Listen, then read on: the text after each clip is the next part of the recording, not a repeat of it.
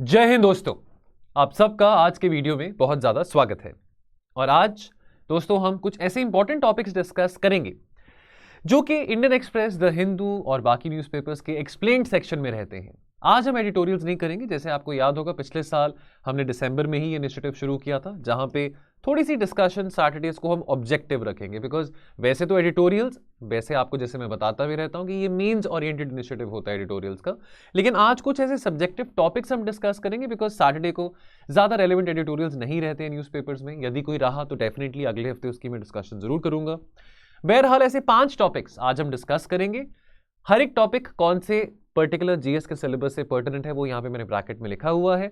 पहला टॉपिक रहेगा cervical cancer की हम बात करेंगे। एक तो सर्वाइकल कैंसर की जो यहाँ पे बात हो रही है, तो जैसे अब औरतों को ये प्रॉब्लम काफ़ी होती है, यूट्रस में जो एक्सेस सेल्स ग्रो कर जाते हैं तो यहाँ पे इन्फेक्शन हो जाती है यूट्रस में ना। एक तो सर्वाइकल स्पॉन्डिलाइटिस होता है, वो गर्दन की बात आती है, तो ये वो डिफरेंट सर्वाइकल है, ये डिफरेंट सर्वाइकल कैंसर है, तो दोनों में कंफ्यूज मत होना, ठीक है।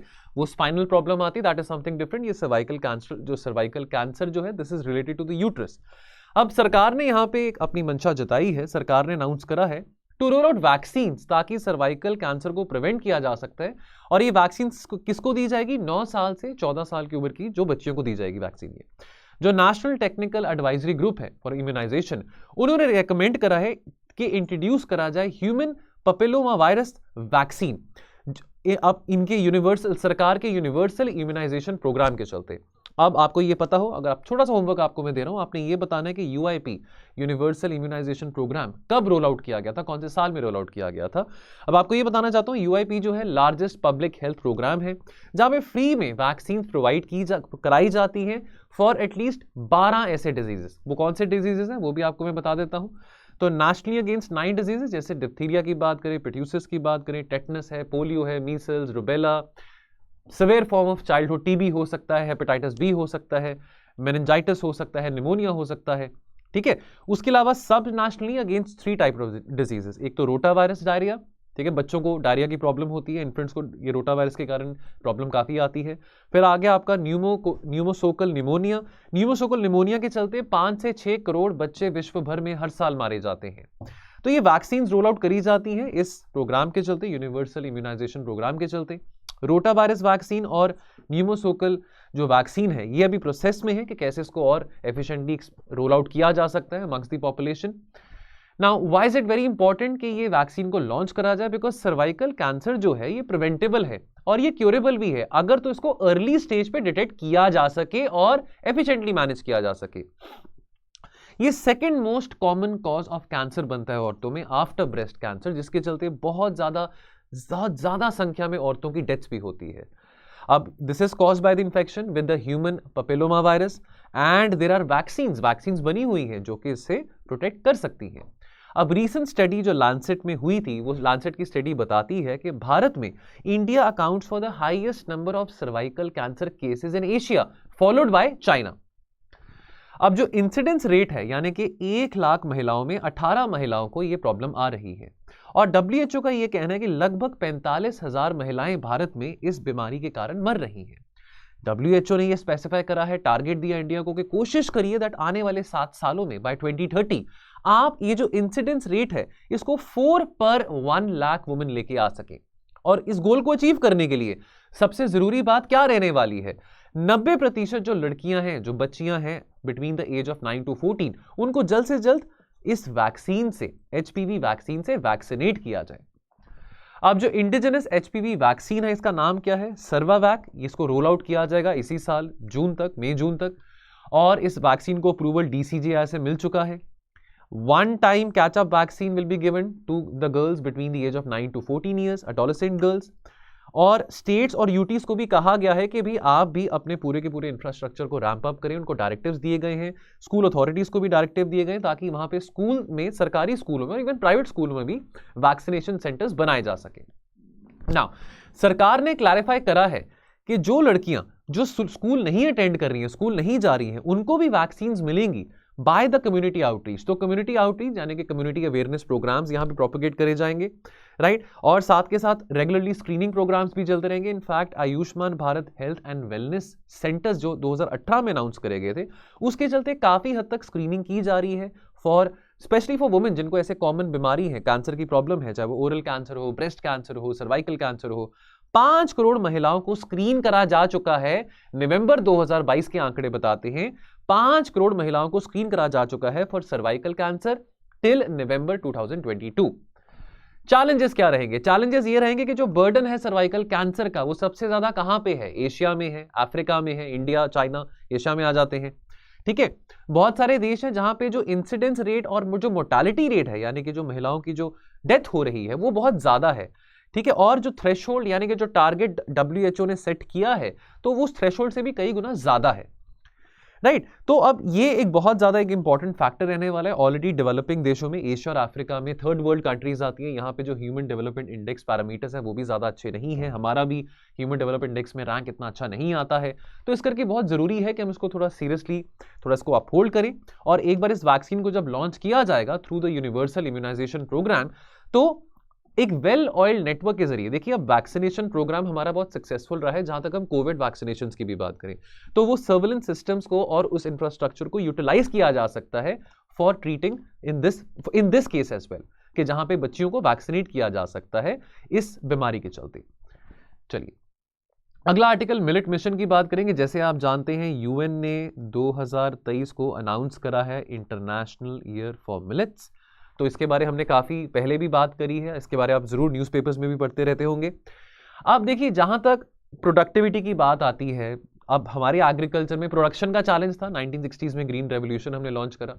प्रोडक्टिविटी का अभी भी चैलेंज है।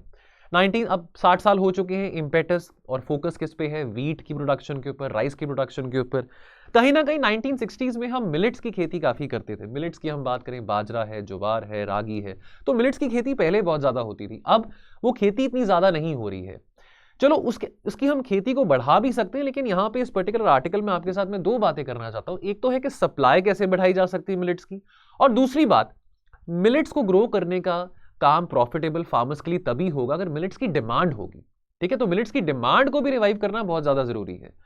2019 में भारत अकाउंट करता था 80% of the total production of millets in Asia and 20% globally. In fact, India is amongst the top 5 exporters. India ने एक्सपोर्ट करे हैं millets worth around about $65 million in 2021-22 and $60 million in 2020-2021. लेकिन हमको पता है बहुत ज्यादा हाई हेल्थ बेनिफिट्स भी हैं। As from a consumer point of view, from a producer point of view, farmers को भी बहुत इतना कॉस्ट इंटेंसिव क्रॉप नहीं है, अनलाइक वीट एंड राइस, जहां पे राइस के मामले में आपको बहुत इरिगेशन पे कॉस्ट लगाना पड़ता है, फर्टिलाइजर्स के ऊपर, पेस्टिसाइड्स के ऊपर। यहाँ पे मिलेट्स में ऐसा नहीं है, कंज्यूमर फ्रेंडली भी है, प्रोड्यूसर फ्रेंडली भी है, लेकिन ज्यादातर लोगों को अवेयरनेस नहीं है। इस वक्त जैसे हम पैंडेमिक से बाहर निकल रहे हैं, क्लाइमेट चेंज की प्रॉब्लम है, फूड इनसिक्योरिटी के इश्यूज भी बढ़ रहे हैं because of the Ukraine war, तो ये जो न्यूट्री सीरियल है ये बहुत सिग्निफिकेंट रोल प्ले कर सकता है हमारी हेल्थ को भी इवॉल्व करने में, इंप्रूव करने में, और एक हाई न्यूट्रिशनल वैल्यू के तौर पे भी बहुत एनहांस कर सकता है हमारी न्यूट्रिशन को। सबसे इंपॉर्टेंट बात, ये क्लाइमेट रिजिलियंट है।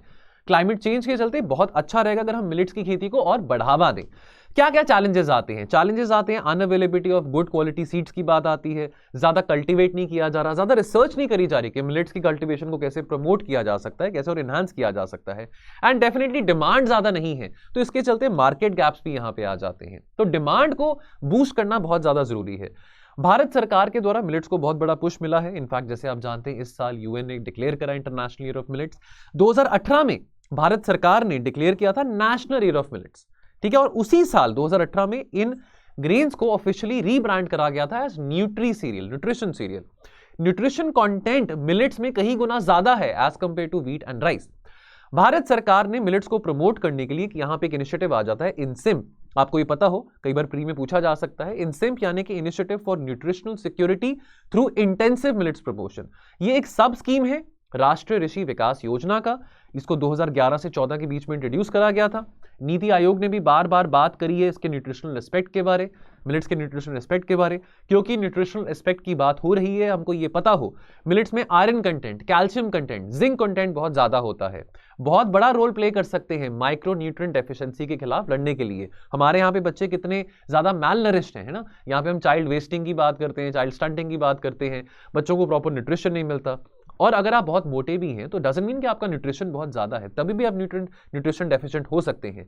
तो अगर जिनको डायबिटीज़ है, हार्ट डिजीज़ है, देखिए आमतौर पे शहरों में लोगों को ये बीमारियां ज़्यादा होती हैं, जो लोग गाँव में रहते हैं उनको इतनी डायबिटीज़ या हार्ट डिजीज़ की प्रॉब्लम नहीं होती है। तो अर्बन सिटीज़ में यानी कि अर्बन साइड डिमांड बूस्ट करना फॉर मिलेट्स वो बहुत ज़्यादा ज़रूरी है।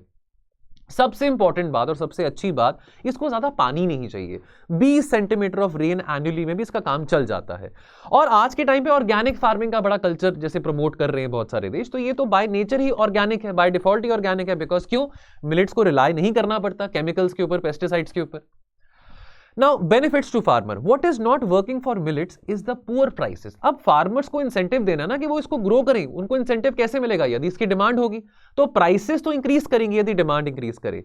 तो इसको बहुत मार्जिनल स्टेटस मिला था in the initial years of green revolution, लेकिन आज मिलेट्स को फिर से यहां पे लोग कॉन्शियस हो रहे हैं, मिलेट्स को पॉलिसी मेकर्स और कंज्यूमर्स फिर से फेवर कर रहे हैं।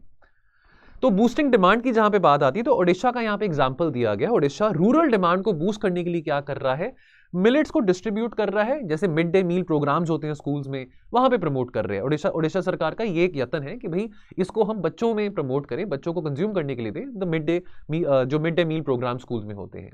और डेफिनेटली इससे डिमांड बूस्ट होगी, रूरल एरिया में जो डिमांड है वो बूस्ट होगी। लेकिन रूरल एरियाज में ऑलरेडी लोग बहुत हेल्दी लाइफस्टाइल व्यतीत करते हैं। ज्यादातर जो प्रॉब्लम आती है लाइफस्टाइल रिलेटेड डिजीजेस की, डायबिटीज हो या शुगर हाई हो, हाइपरटेंशन हो, ठीक है, बीपी हाई हो, ये शहरों में ज्यादा रहती है चालन। तो शहरों में डिमांड इंक्रीज करना भी बहुत ज्यादा जरूरी है। सो अर्बन डिमांड भी पिकअप करे, रूरल डिमांड भी पिकअप करे, तो ही किसानों को बेनिफिट मिलेगा, इंसेंटिव मिलेगा मिलेट्स को ग्रो करने का। नाउ फिर हम बात करेंगे फ्री ट्रेड अग्रीमेंट्स के बारे में। Huge potential in are free trade agreements. Free trade in a chaotic world.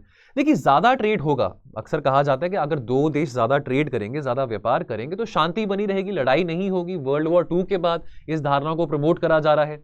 90s में जब लिबरलाइजेशन, ग्लोबलाइजेशन के ट्रेंड को प्रमोट किया था तो किस बेसिस पे किया था? कि लड़ाई नहीं होगी, अमन शांति बनी रहेगी, दो देश फोकस करेंगे एक दूसरे के साथ ट्रेड करने में, ठीक है। इसके चलते अब ट्रेड आपने करना है, लेकिन ट्रेड आपने कंसेशंस देके भी करना है।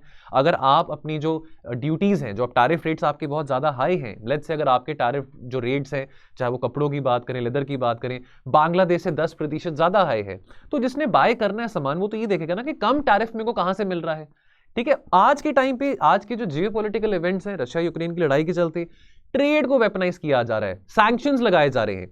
तो sanctions as a weapons of mass destruction की बात भी हमने काफी पिछले साल में पढ़ी थी, है ना। तो अब इसके चलते अब भारत को कहा जाता है कि भारत बड़ा प्रोटेक्शनिस्ट हो रहा है आत्मनिर्भर पॉलिसी के चलते, लेकिन नहीं, हम प्रोटेक्शनिस्ट नहीं हो रहे हैं। हम भी फ्री ट्रेड एग्रीमेंट्स को परस्यू करना चाहते हैं। हमने सेपा अग्रीमेंट साइन करा है, सेपा अग्रीमेंट पिछले साल साइन किया था यूएई के साथ। हमने एक्टा अग्रीमेंट साइन करा था ऑस्ट्रेलिया के साथ। हम यूके के साथ, ऑस्ट्रेलिया के साथ, इजराइल के साथ, यूरोपियन यूनियन के साथ फ्री ट्रेड एग्रीमेंट की बातचीत कर रहे हैं। तो we very much want to facilitate the concept of free trade.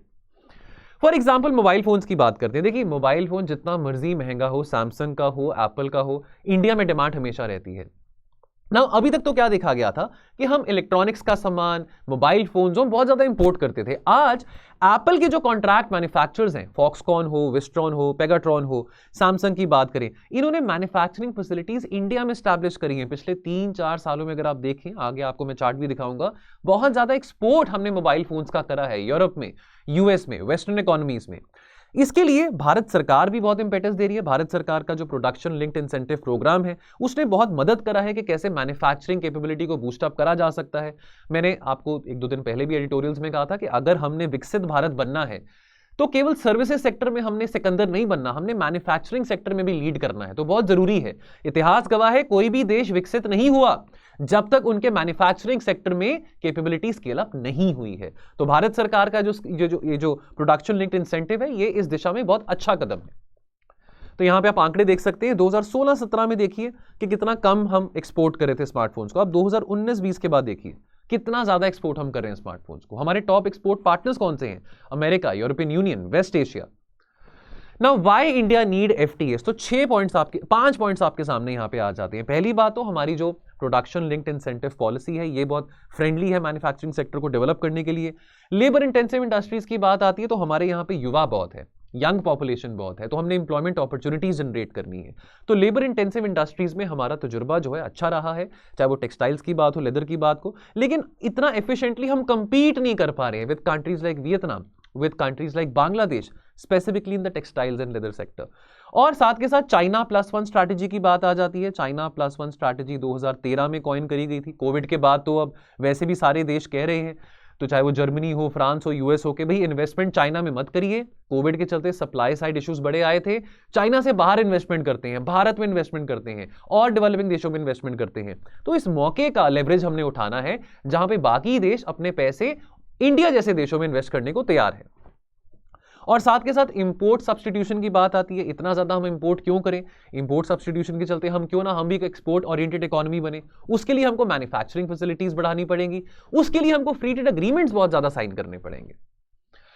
Now Bharat सरकार ने ये जो PLI स्कीम थी कब लॉन्च करी थी? नवंबर 2020 में, ताकि भारत का जो मैन्युफैक्चरिंग सेक्टर उसको बूस्ट मिल सके। टारगेट 14 की सेक्टर्स पे करा गया था। यहां पे $27 बिलियन इंसेंटिव दिया गया था, यानी कि सरकार की तरफ से सब्सिडी दी गई थी। और ये $27 बिलियन देने का नतीजा क्या होगा? आने वाले कुछ सालों में $500 बिलियन का मैन्युफैक्चरिंग आउटपुट हमारे मैन्युफैक्चरिंग सेक्टर्स आने वाले 5 साल में जनरेट कर पाएंगे। नाउ लेबर इंटेंसिव सेक्टर्स की जहां पे बात आती है, हम एक लोअर मिडिल इनकम कंट्री है और इंडिया बेनिफिट करता है फ्रॉम सिग्निफिकेंट लेबर कॉस्ट। यहां पे कम दाम में लेबर काम करने को तैयार होती है। चाइना ने कैसे इकोनॉमिक ग्रोथ किया? चाइना में भी सेम बात थी। चाइना में जमीन सस्ते में मिल जाती है, लेबर कॉस्ट बहुत कम है, तो चाइना ने इसी बलबूते पे अपना इकोनॉमिक राइज देखा है, जो आज वही चाइना जो हमसे 5 गुना ज्यादा बड़ा है इकोनॉमी में। लेकिन आज के टाइम पे अगर हम अपने लेबर इंटेंसिव सेक्टर्स की बात कर रहे हैं, लेदर हो, टेक्सटाइल हो, हमको बहुत कॉम्पिटिशन मिल रहा है with our neighbour Bangladesh, with Vietnam. क्यों? बिकॉज जो टैरिफ रेट्स हैं वो 10% कम है as compare to the Indian tariff rates. तो ये बहुत जरूरी है कि हम यहाँ पे जो स्ट्रक्चरल चेंजेस हैं हमारे टैरिफ रेट्स में वो लेके आए, और साथ के साथ हम PLI स्कीम को तो काफी बूस्ट कर ही रहे हैं। अब यहाँ पे लेदर एक्सपोर्ट्स में अगर हम देखें, चलो लेदर एक्सपोर्ट्स में हम थोड़ा आगे हैं बांग्लादेश से, वियतनाम देखिए कितना ज्यादा आगे है। टेक्सटाइल एक्सपोर्ट्स में अगर हम देखें, टेक्सटाइल एक्सपोर्ट्स में हम सबसे नीचे हैं as compare to Vietnam and Bangladesh. Bangladesh कितना ज्यादा आगे है हमसे जहां तक टेक्सटाइल्स की बात आती है। अगर आप बड़े बड़े स्टोर्स में जाते हैं, फॉर एग्जांपल जैसे ज़ारा के अगर आप कपड़े पहने, अगर आप किसी मॉल में जाएं, ज़ारा के स्टोर में जाएं, वहां पे आप देखेंगे अक्सर जो कपड़े वहां पे आप जो टैग लगा होगा made in Bangladesh, made in Vietnam, इस तरह का आपको देखने को मिलेगा। Now we have to invite more investment. Covid के चलते अब ये बात बहुत सारे देशों ने रिलाई करा है कि we can't be dependent on China, we have to shift the manufacturing facilities to other countries as well. ठीक है, फॉर एग्जांपल अगर हम आईफोन मेकर एप्पल की बात करें, because of this whole pandemic, because Apple ने भी बहुत ज्यादा इन्वेस्ट चाइना में किया हुआ था, because of pandemic, because of supply side issues, Apple lost $8 billion in revenue due to the supply chain constraints. तो ये जो चाइना +1 स्ट्रैटेजी है, 2013 में ये स्ट्रैटेजी कॉइन करी गई थी। अब इस पर्टिकुलर स्ट्रैटेजी का भारत को बहुत लेवरेज उठाना है कि जहां पे बाकी विकसित देश चाइना में नहीं बट इमर्जिंग इकोनॉमीज में, इंडिया में, साउथ कोरिया में, इंडोनेशिया में इन्वेस्ट करने को तैयार है। चलिए, तो ये लॉन्ग रन हमारे लिए बहुत अच्छी बात है। अगर हमारे यहां पे और इन्वेस्टमेंट आएगी, हम चाइना से भी कंपेटिटिवली एक एज ले सकते हैं, आगे बढ़ सकते हैं। Furthermore, signing of FTAs should be complementary and they have to be accompanied with proper implementation of some structural domestic reforms as well. चलिए अगला आर्टिकल, यहां पे हम बात करेंगे विलेज डिफेंस कमिटीज के बारे। तो रिसेंटली जैसे साल की शुरुआत में हमने देखा कि कश्मीर में फिर से कुछ ऐसे वायलेंस अटैक हुए थे, टेरर अटैक्स हुए थे, और इसके चलते लोकल्स जो हैं कश्मीर के वो ये कह रहे हैं कि आप हमको हथियार दीजिए ताकि हम इंडिविजुअल लेवल पे अटैकर्स के साथ डील कर सकें। तो विलेज डिफेंस कमेटी, ये जो बेसिकली जो कंसेप्ट है, ये बहुत पुराना कंसेप्ट है मिलिटेंसी के टाइम पे, इवन पंजाब में, कश्मीर में अर्ली 90s में, और अगर हम पुरानी बात करें 1965 की लड़ाई की बात करें पाकिस्तान के साथ, 1971 की बात करें, तो जो बॉर्डर एरियाज हैं, जो बॉर्डर विलेजेस हैं, वहाँ के जो लोग हैं, गाँव वाले जो हैं, उनको हथियार सरकार के द्वारा, आर्मी के द्वारा प्रोवाइड किए जाते थे, हथियार कैसे चलाने वो भी सिखाए जाते थे। तो ये कंसेप्ट फिर से रिवाइव करने की बात करी जा रही है। Now, VDCs they were first formed, अगर हम कश्मीर की बात करें, in the erstwhile Doda district in the mid-90s, जब कश्मीरी पंडित का एक्सोडस हो रहा था, उस टाइम की बात है। तो उस वक्त जम्मू कश्मीर की एडमिनिस्ट्रेशन को ये लगा कि देखिए वहाँ के जो पहाड़ी एरियाज हैं, जो रिमोट हिली विलेजेस हैं, वहाँ का जो टेरेन है, अब वहाँ पे सोल्जर्स को तैनात करना कई बार मुश्किल हो जाता है कि कैसे वो वहाँ पे ऑपरेट करेंगे, अटैक कभी भी हो सकता है, ठीक है, हमारे पोरस बॉर्डर्स हैं, तो कैसे, बिकॉज ये जो लोग जो वहाँ पे रिमोट हिली विलेजेस में रहते हैं वो बहुत भली भांति से वाकिफ हैं वहाँ के टेरेन के साथ, तो उनको अगर हथियार दिए जा सके, उनको ट्रेनिंग दी जा सके कैसे वो अपने आप को डिफेंड कर सकते हैं, तो ये कंसेप्ट कश्मीर में मिड-90s से हम देख रहे हैं, to check the exodus of Kashmiri Pandits as well. VDCs यानी कि defence committees, they have been renamed as village defence guards now. अभी जो न्यू स्कीम है, this has set up VDGs in vulnerable areas of Jammu and Kashmir. इसको approve करा गया था ministry of home affairs के द्वारा मार्च पिछले साल 2022 में। लाइक अ VDC मेंबर, ईच VDG यानी कि village defence guards, they will be provided gun and 100 rounds of ammunition. अब कैसे डिफर करता है, ज्यादा डिफरेंस तो नहीं है दोनों। अगर हम VDG की बात करें और VDC की बात करें, ग्रुप ऑफ सिविलियंस हैं यानी कि गांव वाले ही इन्वॉल्व होते हैं जिनको हथियार दिए जाते हैं और उनको ट्रेन किया जाता है कि कैसे आप मिलिटेंट्स को टैकल कर सकते हैं। अब इस नई स्कीम के चलते अगर हम विलेज डिफेंस गार्ड्स की बात करें, उनको हर एक विलेज डिफेंस गार्ड को 4,500 प्रति महीना दिया जाएगा। और विलेज डिफेंस कमेटीज में क्या होता था, वहां पे स्पेशल पुलिस ऑफिसर्स, अब जो SPOs हैं, जो स्पेशल पुलिस ऑफिसर्स थे, ये भी वहां के लोकल ही आदमी होते थे, लोकल ही बंदे होते थे, जो वहां के गांव वाले जो होते थे उनको रिक्रूट किया जाता था स्पेशल पुलिस ऑफिसर्स, और उनको 1500 पर मंथ की सैलरी उस वक्त दी जाती थी। ये हमको बताओ, जो VDGs हैं, जो विलेज डिफेंस गार्ड्स हैं, वो फंक्शन करेंगे under the direction of the SP और the SSP of the district concern. अब मिलिटेंसी की जो प्रॉब्लम जो आ रही है कश्मीर में, अब से नहीं आ रही है, लेट 80 से पंजाब में कश्मीर में मिलिटेंसी की प्रॉब्लम थी। और जो डिमांड थी for arming the civilian population, ये कब से बढ़नी शुरू हुई थी? पहली बार तब हुई थी जब 13 लोगों को मारा गया था किश्तवाड़ में 1993 में। और कश्मीरी पंडित का एक्सोडस हमने देखा था। होम मिनिस्ट्री ने 1995 में तब डिसाइड किया था कि विलेज डिफेंस कमेटी सेटअप करी जाएगी ताकि कश्मीरी पंडित जो हैं वो सेफ फील कर सके और उनको एक्सोडस को थोड़ा कंटेन कर सके। चलिए लास्ट यहां पे टॉपिक हम डिस्कस करेंगे दीमक के बारे, टर्माइट बिहेवियर के बारे, कि कैसे वो लिंक्ड है to the global warming, to the warming world. तो यहां पे कुछ फाइंडिंग्स हैं, कुछ साइंटिफिक फाइंडिंग्स हैं जिसको हम स्टडी करेंगे। एक रीसेंट स्टडी के हिसाब से ये पाया गया है कि जो दीमक है, जो डीकंपोज करता है लकड़ी को, वुड को, वो ज्यादा हायर रेट पे डीकंपोज दीमक करते हैं लकड़ी को अगर वार्मर कंडीशंस में, यानी कि जब तापमान ज्यादा हो। यानी कि अगर 10 डिग्री सेल्सियस तापमान ज्यादा होता है तो जो डीकंपोजिशन एक्टिविटी है by the microbes, by the termites, वो बढ़ जाती है। ये स्टडी ने यह भी कहा कि जैसे जैसे दुनिया और गर्म हो रही है, वैसे वैसे टर्माइट्स भी रैपिडली स्प्रेड करेंगे अक्रॉस द वर्ल्ड, तो उनका जो डीकंपोजिशन एक्टिविटी और बढ़ेगा। Now why is a concern? Because would जब डीकंपोज होती है तो कार्बन रिलीज होता है, और अगेन ये कार्बन फुटप्रिंट बढ़ेगा अगर जितना ज्यादा लकड़ी डीकंपोज होगा। ठीक है। Now, around 3,000 species of termites across the world, including the ones जो कि प्लांट, मटेरियल और सॉइल को कंज्यूम करते हैं। लेकिन सबसे ज्यादा जाने कौन से जाते हैं टर्माइट, जो कि वुड ईटिंग टर्माइट्स होते हैं। रिसर्चर्स ये कहते हैं कि जो टर्माइट्स की एबिलिटी है वुड्स को डीकंपोज करने की, specially the dead part of trees की। अब डेड पार्ट ऑफ ट्रीज में क्या होता है? कार्बन होता है। तो अब अगेन कार्बन फुटप्रिंट बढ़ेगा, बिकॉज अगेन कार्बन फिर इमिट होगा वातावरण में। अब ये रिसर्च जो करी गई थी, 100 से ज्यादा साइंटिस्ट ने क्या किया था, 133 जगहों पे दुनिया भर में लकड़ी के जो ब्लॉक्स हैं वो प्लेस करे थे, एक्सेप्ट अंटार्कटिका, बिकॉज अंटार्कटिका में जो डीकंपोजिशन एक्शन है वो टर्माइट्स के द्वारा कम, लेकिन बैक्टीरिया और फंगाई के द्वारा ज्यादा किया जाता है। ठीक है। और उन्होंने इन 133 जगहों पे देखा कि किस तरह से डीकंपोजिशन एक्टिविटी हो रही है, बिकॉज ये जो 133 साइट्स थी यहाँ पे तापमान डिफर कर रहे थे। तो साइंटिस्ट ने ये पाया कि जो अगर किसी जगह पे तापमान 30 डिग्री सेल्सियस था तो वहां पे जो डीकंपोजिशन एक्टिविटी थी टर्माइट्स के द्वारा वो 7 गुना ज्यादा फास्टर थी as compare to a place जहां पे तापमान 20 डिग्री सेल्सियस का था।